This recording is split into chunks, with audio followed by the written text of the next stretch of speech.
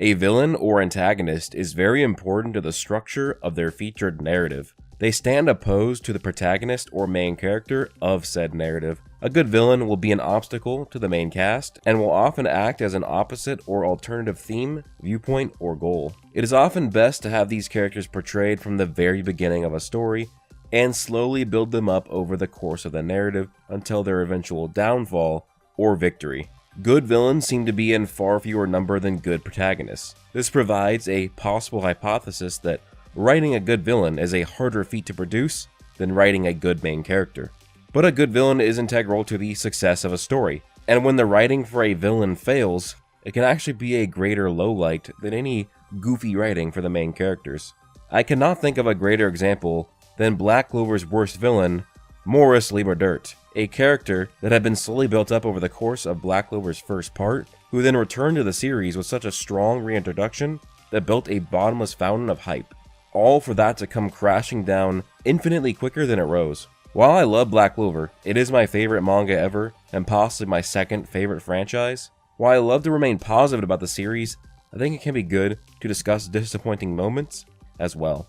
In today's video project, I wanted to discuss the rise and fall of Morris, how I would have written it a bit differently, and even how he could possibly return to the story. Let's start from the beginning, and I do believe it is important to start here, as a lot of Morris' buildup is from the first half of Black Clover's first part, and a lot of it seemed to have been forgotten about from the fandom by the time he returned. Manga spoiler ahead, so be warned. But anyways, many people will try and downplay the failure of Tabata's portrayal of Morris, saying that he was never meant to be a big villain anyways, but I promise I can change your mind at least a tad, if we cover him in his entirety. In the early part of Black Clover's first act, Morris was less of a direct physical villain, and more of a shadowy presence that loomed in the background, as a sort of final boss that we would eventually see Asta and co. eventually come to face. As we don't even see Morris in the beginning, we first hear or read Morris's voice all the way back in chapter 19. This is your final test. A fight to the death. Only the last one standing will be permitted to leave here as a mage in service to our country. Refuse, and you will all be eliminated. This was a flashback for Mars. Him, Fauna, and the other Diamond mages participating in Morris' experiments are ordered directly by him to kill each other. The survivor of the experiment will become a mage warrior and will be granted freedom. Mars is forced to kill his best friend, the woman he loves, Fauna, and at the end, Mars is granted the winner. He is fitted up with mage stones, which are gems that enhance magical power, and Morris uses his power to actually merge Mars' grimoire with Fauna's, granting him access to fire magic as well as her various spells, in tandem with his mineral magic. This whole science experiment deathmatch was mentioned 3 chapters earlier as a bit of build-up for the type of menace that Mars would eventually prove to be in the dungeon. Now let's take a step back on the actual weight of what Morris is capable of so early. Because while the concept of fused grimoires was an interesting and important revelation to how Black Clover's power system worked early on in the series, the actual prominence of such a scientific feat is astonishing when we look at the other ways that people can gain 2 magical attributes at the same time. The first we see is with Charmy, and that is that hybrids have the innate potential to be born with 2 magical attributes. Charmy is a human-dwarven hybrid who gains cotton and food magic. Also, when one has 2 souls in their body, they can have 2 magical attributes. Yuno is the vessel for a human-elven hybrid, Lictantetia's child, who has wind magic, and then he also has star magic himself. Finally, if one makes a contract with the devil, they can use their devil's attribute, like how Dante can use his own innate body magic, as well as gravity magic granted by Lucifero. So to think that one of the only ways to get a second attribute is to make deals with literal gods, and that Morris just sidesteps that by sheer scientific prowess, is what made his metaphorical stocks rise retrospectively as the series expanded over the years. Now, that was Morris' secret introduction. All we had was a voice and an inkling of his brutal nature, akin to a type of scientist that worked in a European country over 80 years ago, willing to force children to fight to the death, all in the name of power and advancement. But the series would take a brief shift from here on and out, with the threat of the diamonds looming in the background, as Tabata shifted the focus of the narrative on the terrorist organization the Eye of the Midnight Sun and their quest to gather the magic stones. But the presence of the Diamond Kingdom would return with the 3 shining generals, Ragus, Yagos, and Brachus, as they would lead a small army into the Clover City chitin in order to raise hell. While these 3 characters have become sort of jobber memes, they actually were pretty strong. The Lightning General, Ragus, was able to easily break a barrier spell that shared the combined power of 50 Clover mages, but this is where we would get even more of Morris. Lotus would escape chitin, and he would bring back a scouting report to Morris, telling him of Yuno and the Wind Spirit itself, telling him of Longris and his offensive spatial magic, as well as William's World Tree magic, which makes you wonder if it wasn't Morris who had a hand of the Golden Dawn massacre via sharing information with Dante in the Spade Kingdom. But Morris actually shows interest and excitement of these interesting magics, and he's actually happy that the Diamond Generals failed. They were archaic warriors and he needed to get rid of them, and that he did, but he at least got that information from their last efforts. Morris's actual reveal ends with him welcoming the new era of the Diamond Generals, which features Mars, Ladros, the 2 generals we don't have names for, and this mysterious general that as of chapter 339, we have yet to be introduced to.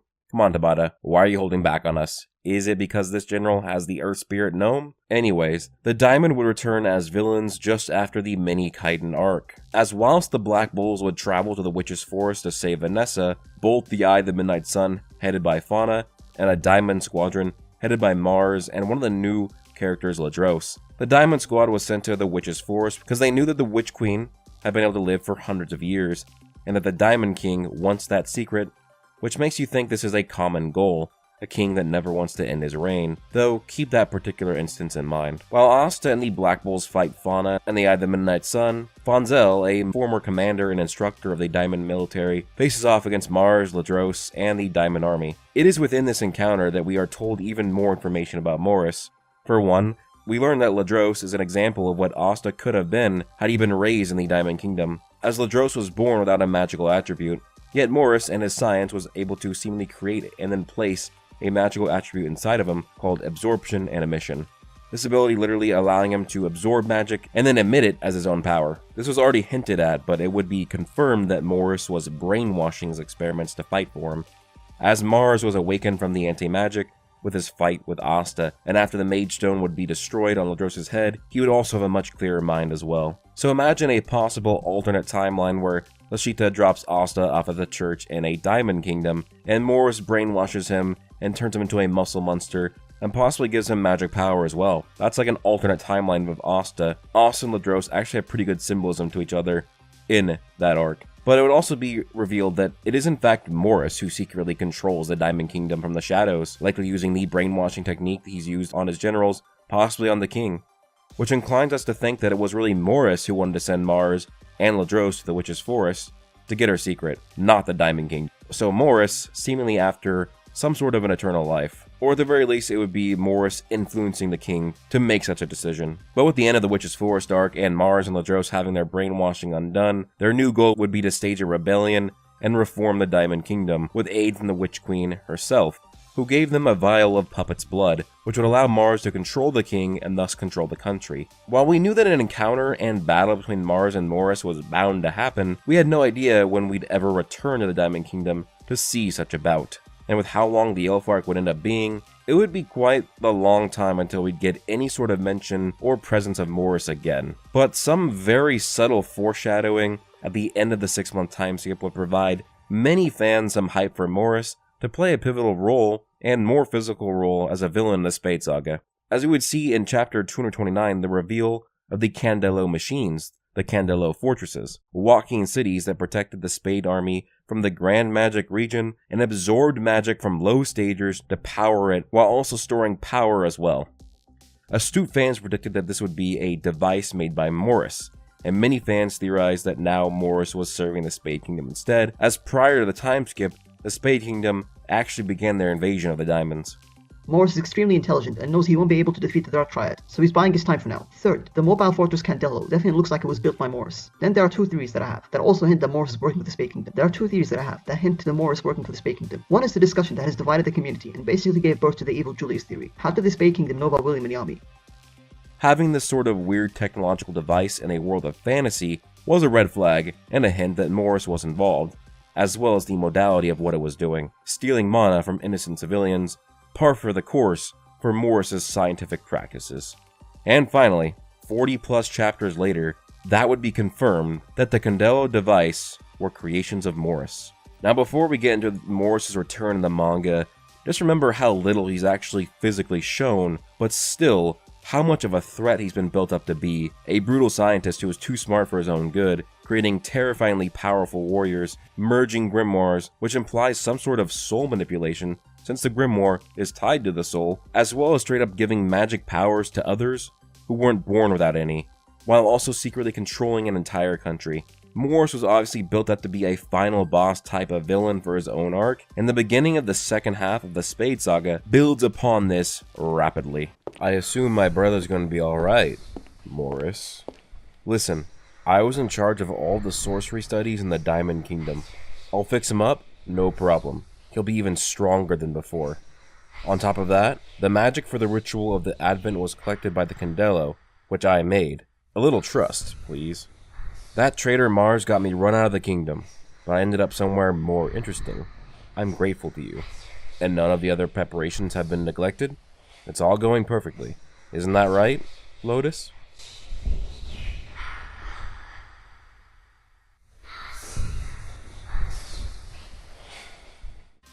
That is a lot to unpack in just 4 pages of manga. First, it is finally revealed that yes, Morris is working with the Spade Kingdom. But not only is he healing Dante with the same technology that Sal used to create bodies for Licht, Fauna, and Veto, but also, he's gonna make Dante even stronger. We see his wires connecting to the ancient demon, who seems to be trapped in some sort of magical ice or crystal, and the demon's hand is slowly breaking away from that ice. And it is confirmed that not only did Morris create the Candelos, but they were collecting magic intended for the advent of Tree of Qliphoth ritual. This is where the spurrings of Morris, possibly being the true final boss of this arc or saga, is where they began to bud. For good reason, too. Either he would betray the Dark Triad or eventually position himself as their leader, with many believing that he had already brainwashed them or just manipulating them with his keen intellect. But the Morris stocks would rise immeasurably just weeks later when Yuki Tabata delivered the world Chapter 279. Now, this was a pivotal moment for the series as it was beginning to feel too easy for the Clover Kingdom in their battle with the Spade. Jack was defeating Dante, Yuno was bodying Xenon, and Charlotte was just completely negating Vanica, as well as Marileona winning her bout with the Ancient Demon. With each of the Dark Triad on the verge of defeat, the war was nearly won, as it was stated that the Qliphoth couldn't function without the Zagrata siblings powering the circle. Then, all of a sudden, the Tree of Qliphoth begins to uproot and spread, and Noct freaks out as he realizes that the first gate of the underworld is beginning to open. He uses his Heaven's Shadow Sight to see what's going on, and he discovers that Morris has his own magic circle that acts to accelerate the pace of how fast the Qliphoth can open. And this is where the big reveal for Morris is unveiled by Tabata. That Morris is actually contracted with a devil, and that devil is likely Lucifero, and since he has the same symbol as Dante, and it's featured in the same spot on his forehead. Not only that, but the devil power boosted the potency of his own innate magical power to allow him to extract Lolopechka's knowledge and wisdom and transplant that into his own mind. Remember that the Heart Kingdom has had a Heart Queen for 1200 years, and every new queen is granted all the power and knowledge of the previous. That means Morris has over 1200 years of arcane knowledge now. So Morris single-handedly changed the entire course of the battle, as now, instead of losing, all of the Dark Triad could access 100% of their devil power, which allowed them to change the tide of their own fights. Also, 2 Supreme Devils, Lilith and Nama, came out, which distracted the Clover from taking down Morris because the Twin Devils were drastically superior to the 80% Triad, and were even actually a bit stronger than the 100% Triad, and with Devil Fire and Devil Ice, they were incredibly hard to stop. The Underworld opening also acted to amp the Ancient Demons as they were granted wings that absorbed mana.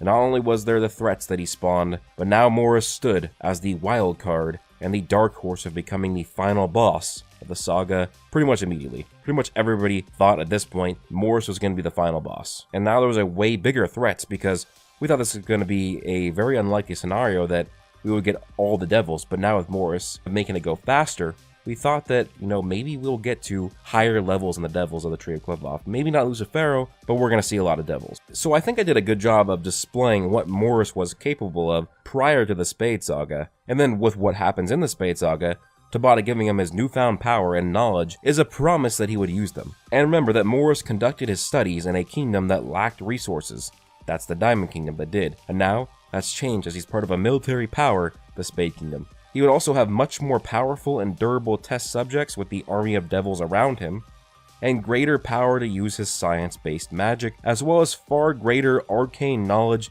he's ever had with the collective memories of the Heart Queens. Morris was now a considerable threat in both fighting and abilities, and this was Tabata instilling us with the idea that Morris was going to forge some of the greatest monstrosities now. Remember what we saw with Mars and Ladros? Well, what Morris is now, his new creations should completely dwarf those past creations. From here, Tabata would only build upon the fact that Morris would be the final villain of this saga, as slowly but surely, every villain and obstacle would be faced and overcome. The Supreme Devils Lilith and Nama, they're slain by Asta. Magna upsets Dante. Upon Magna defeating Dante with Soul Chain Deathmatch, we get another scene of Morris standing on his magic circle. He enjoys the view of the devils pouring out from the underworld, but the sorcery scientist recognizes that the efficiency of the ritual has slowed down because of Dante's defeat. He laughs and says, "Dante lost. I'd love to know what sort of spell they used to take him out." Yeah, I remember how terrifying this was when I was reading this. A quarter of what drives the Cliff-Off ritual is gone, and Morris just laughs and takes more interest in the type of magic that took down Dante rather than mourning at the loss and the decreased chances of the Cliff-Off success. This immediately sets up a possible expectation of Morris stealing Magna's power of Soul Chain Deathmatch and making it even more potent. Remember that Magna created the spell by a mixture of trial and error and researching arrays. I'd be hard pressed to believe that the combined 1200 years of knowledge from the Heart Queens, who likely invented the array technique, have less combined knowledge than what Zora has in his dinky headquarters. If Morris got Soul Chain Deathmatch, he'd likely increase the power of it while removing any drawbacks, using it to steal the power of multiple people at once without giving away any of his power in return. Maybe Morris could have used this to take down Lucifero or steal the power of other devils, but of course this would never happen. After Morris realizing Dante's defeat, the funnelings of defeat focusing towards Morris would continue.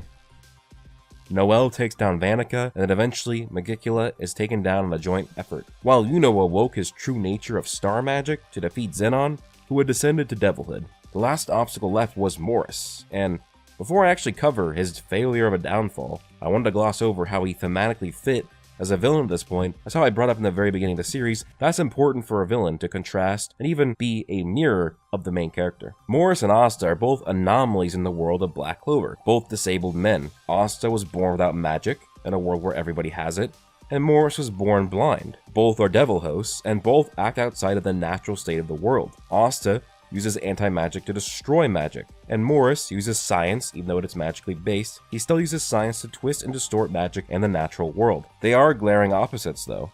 Morris walks over anyone for any sort of gain, while Asta lifts up the others and works hard for his power. So both the parallels that they share and the dynamics that contrast them, that was set up for an amazing final battle with some really good possible dialogue and interactions. I remember how earlier I said that how Ladros was a possible life path that Asta could have followed had he met Morris early in his life. Ladros was a kid born with no magic ability. He had mana, but he did not have an attribute, and Morris gave him that.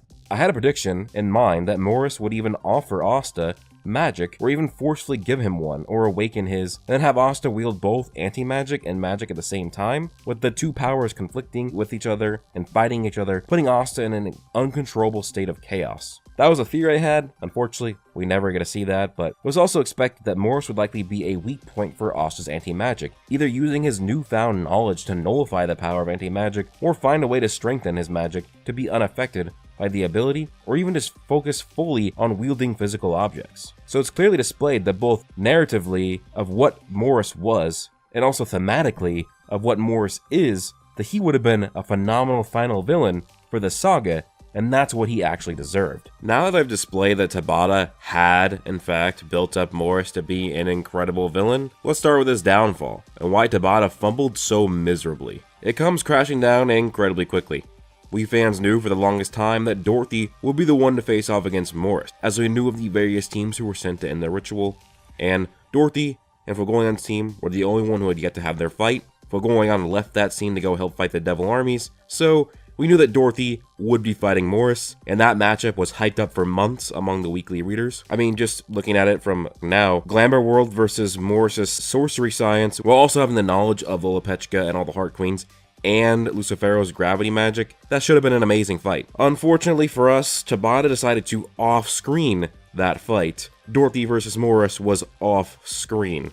All we got was Morris, after he defeated Dorothy, informing us that his magic can now affect intangible concepts, such as dreams, which helped him win the battle against her. We also see that Lotus had betrayed Morris and had his arm cut off. But again, Tabata had decided to off-screen what would have been another interesting interaction to see, as Lotus was a villain over 300 chapters prior. Now, it's also revealed, interestingly enough, that Morris is the messenger for the ultimate devil, Lucifero, as he states himself. And also, using his magic, he's modified the tree of Cliff-Off, and he no longer needs the Dark Triad for the gates to keep opening. Now, the weird thing about Morris being the messenger for Lucifero is essentially it made him a pawn of Lucifero. This is also a little weird compared to what we know Morris is like. He essentially ran the Diamond Kingdom from the shadows, so it's weird that now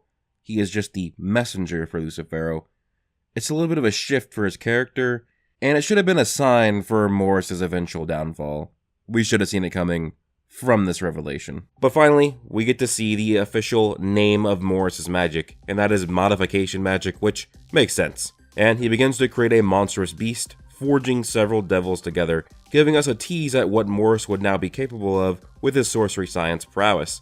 And again, something that we had been expecting because Tabata had built this up as something he would be doing once he was actually going to be getting his fight. On top of this, Morris is now using 80% devil power because he has 4 horns and 4 wings. And with Dante defeated and the first gate opened, it was the logical expectation from the fandom that we would see a 100% devil power Morris. But all we would get is Morris sicking his devil beast creation on Lotus, and then the raging Black Bull comes out of nowhere to save Lotus and kill the beast. And end of chapter. So sure, not the best of starts. Morris versus Dorothy gets off screen, as well as Lotus's heroic betrayal.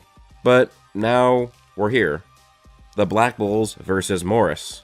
Well, the next chapter is the most anticlimactic boss battle ever. Morris launches his modification magic at the Black Bulls. Gray uses her transmutation magic to alter it. We also learn that even Rouge is useless against Morris because of his power. So yeah, Morris is above fate, but that won't be enough, of course. LOL. Gordon reveals his newfound ability, which is turning people's curses into strength. This allows Henry to focus his curse on Morris and steal only Morris's mana, and then Henry one-taps Morris. Morris tries to get back up, and then Morris literally gets one-shot by a base Charmy. That is despite that we know Morris had the majority of his magic power, as when Dante lost half his devil power, he reverted to his 50% devil form. Yet Morris still looked as if he had 80% power, as he still had 4 horns and 4 wings. And guys, that's it. That's the end of the fight. That's the end of Morris. Well, nearly. The next chapter is a flashback chapter to where the point right after Yami and William got kidnapped. We see a bit of Morris getting excited about Yami's darkness and how he will darken the world into chaos. And then, the very next chapter after that flashback, Morris gets killed by Lucifero, as Lucifero steals his life to accelerate the cliff-off and open the final gate. Yep, that's it. That's the end of Morris. All that power, and yet none of the Black Bulls felt the need to transform against him.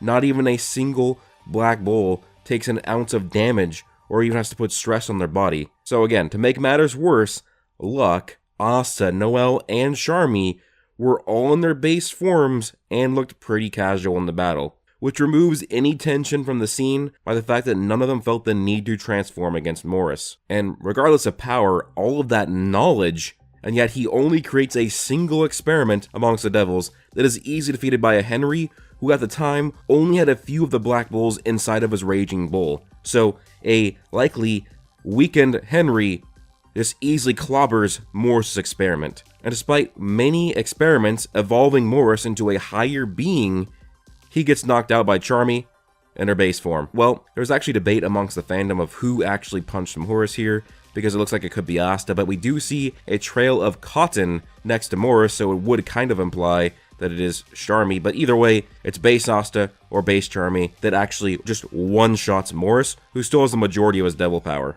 So, Morris displayed no cunning here. He didn't create a singularity, which he would have the power to do with Lucifero's gravity, and didn't use his knowledge of science to evolve its power to greater levels. Arguably even worse is we get no background knowledge or lore on Morris here. All we know is that he was born blind. We don't get anything about his rise, his life, if he had family, friends, or lovers, or why he's like this. No meaningful interaction between Asta, the main character, despite all the themes that could have been played with there. And we don't even know why Morris wanted the Cliff-Off to activate, outside of guessing that he'd wanted to experiment in such a chaotic world, or maybe it has something to do with his contract with Lucifero, but again, we don't know. It's all guesswork that we have to do now. While each Triad member and Devil got several chapter-length fights, Morris, a villain that had been present in the narrative far longer, was given a single chapter for his fight, and his most anticipated fight with Dorothy was off-screened. Lucifero manifesting and becoming the true final villain of that saga felt incredibly abrupt, almost making me feel like that Tabata's new-ish editor had forced him to change what he had intended to do with Morris. Which is sad because Lucifero also turned out to be a flop of a villain. In my opinion, Morris should have been the final villain of the Spade Saga, though at the very least the Spade Saga should have been extended so that we could actually see Morris fight Dorothy, his interaction with Lotus, as well as having an actual real fight with the Black Bulls, and actually have most of them take the fight seriously and feel the need to transform. Morris's ending was far below subpar, because it was the narrative itself that built him up to be the final big bad that would take everyone to defeat. He was given the tools to become unbeatable. So when I say Black Clover's worst villain, I don't mean that he's literally a 1 out of 10 character, but it's just that it's so bad to have a character built up over such a long period of time just to kill him off so abruptly without fleshing anything out or even properly using his brand new power levels whatsoever. We should have gotten some sort of expositional lore dumps from Morris and his Heart Queen knowledge. I don't want to drift too far away, but that was an issue for Lucifero as well. But anyways, Lucifero would deserve his own video at some point in the future. Let me know down below if you want a video on me discussing Lucifero and why he's a bad villain as well. Morris foreshadowing things with his knowledge of the Heart Queen, or even adding more information from his knowledge, could have drastically enhanced the saga and his actual character arc. And Morris could have actually foreshadowed plenty of things, possibly even piecing memories together and becoming the first to discover that there was something up with Julius and Lucius Sagratis, and that they possibly shared a body, maybe Morris having some sort of contingency plan based upon that. But it's so abrupt. Morris' defeat is so jarring, being done in a single chapter. One chapter where the characters are not even trying their hardest. It was even more jarring than Supreme Leader Snoke being killed by Kylo Ren out of nowhere. It would be like if, right after Lucius defeated Asta, that the God of Fate came down, strangled Lucius with their threads, and revealed themselves to be the true villain all along. It was so unbelievable that much of the fandom did not believe it to be true, that Morris would reveal himself later on in the arc, and that his body that was destroyed by Lucifero was actually a clone. This went on for weeks, if not months. The cope was real, and I was a part of it, but Morris never came back, nor has he even been mentioned since. Morris was ultimately a plot device. Remember, if Morris is not there, the Spade Saga ends rather early, not even a single gate opening. But he was a plot device to actually make the narrative happen, and nothing else. Furthermore, this man who was already able to manipulate an entire nation prior to the Heart Queen's knowledge boost was a pawn to two people at once. He was a pawn to Lucifero, as he accelerated his manifestation, and acted as the last boost for his revival, Lucifero literally stealing his life energy and killing him to come back, and Morris was a pawn for Lucius, as without Morris, Lucius never gets to absorb Lucifero's power. It's likely that the only reason that Zenon was sent to fight the Diamonds was for that to allow Morris to come to the Spade. So a character who was a master manipulator and only should have gotten better at it was a pawn for two different people at the same time. He who can merge grimoires together and grant people new magics, all he does is fuse a handful of lesser devils together, an overall weak creation since it's killed easily by Henry like a bug on a windshield. While sure, he used the knowledge of the Heart Queens to enhance the ritual, he does nothing of the sort to help him in battle or actually provide that knowledge to the audience. Like, Morris is someone who, 1, should have been able to access 100% devil power since the gate was open and Dante was out, and because of his modification, he should have been able to go beyond that as well. He he should have been able to do something like 150% or something crazier like that. Or he could modify devils and stack it on top of them like armor. An armor made of devil flesh would have been pretty sick. And also create a weapon maybe from the entire groupings of devils as well. Possibly even creating his own villain group out of all the devils. And don't even let me forget about the fact that Mars should have been involved in the battle. Mars was severely affected by Morris and is a major character that has not been in the series for like 200 plus chapters now. Morris turned Mars into a mindless slave and forced him to murder innocent people. And the diamonds were a part of this war. They had been besieged by the Spade for 6 months. So it wouldn't have been that much of a leap to have Mars show up here. And maybe in some of the other diamond characters as well, like Ladros or Fonzel. But nope, not only that, but the whole diamond thing is brushed aside, because in part 3 of Black Clover, we jump 15 months after the Spade invasion, and nothing has been told about what happened with Mars and the diamonds. We only get information on how the Heart and Spade Kingdom are doing, but again, nothing about the diamonds. There are things that were like missed out, like the Clover Kingdom had their own scientist, Sally, and these two may have done some data sharing in the past considering how similar their devices have been shown to be. In the past, Sally worked together to use her smarts to destroy Glamour World. This time it would have been better if she had used her knowledge to work together with Dorothy to defeat Morris. That would have been an incredible moment. So I could actually make a whole video on how I would have written the final battle with Morris, so I can't delve into it too deeply in this video, as that video would be way too long to merge with this one, but one thing I would change is grant Morris a different devil, Adramelech. While we don't know what magic Adramelech has, we know that Adramelech is mapped to the same spot on the Cliff-Off as Reeve on the Tree of Life, who is Dorothy's elf. And since the Cliff-Off is the shadow of the Tree of Life, a darker version of dream magic would be nightmare magic. Morris with nightmare magic would be epic, as he could even envision the twisted nightmares from the past 1200 years of knowledge that he stole from the Heart Queens. Like, imagine in his nightmare world, he summons everybody into the conceptual library that stores the memories of the Heart Queens, and he begins to activate the many nightmares that reside in them, and also how he could experiment on the nightmares themselves. And this would be a great theme as well. Science is the hope of humanity. It's how we've ventured beyond our world and extended our lifespans greatly. Science brings dreams come true. So that would have been a good contrast with Dorothy's dream magic, as well as the clash of dreams and nightmares. Eventually have Morris merge with the Cliff-Off and many other devils, and his wish is to turn all of creation into one grand experiment. While I don't know exactly how I would have done it, I would have Lucius actually defeat Morris, which would add more to his theme that he thinks he's the hero or savior of the world, and would make it so that a lot of people might support Lucius, despite him actually still being the antagonist, because he technically stopped Morris. But yeah, comment below if you want me to do a rewrite of Morris in the Spade Saga. And I hope you hadn't forgotten that I did mention that it is possible for Morris to return, even though he seemingly died at the hands of Lucifero. But for the longest time, people have theories that this thing in the vial here is a clone of him. And either it was the clone that we saw die, or Morris has the ability to transfer his consciousness. Also, remember, Lucius did say that much of humanity would need to die first before they were reborn with undying bodies, which means that anyone dead has the ability to come back via soul magic. So, Paladin Morris is in play. Though I'm not even sure if I want Morris to come back, sometimes it's better to just let the past die. With that being said, that is my analysis of Morris as the Black Clover's worst villain. He really isn't that bad, it's just that it was done so poorly that it is looked at as much worse because he had so much potential and hype built up, and none of it was granted to us. But with that being said, hope you guys do enjoy the video. Please leave a like, comment, and subscribe. Hope you guys all have an amazing day. Peace out.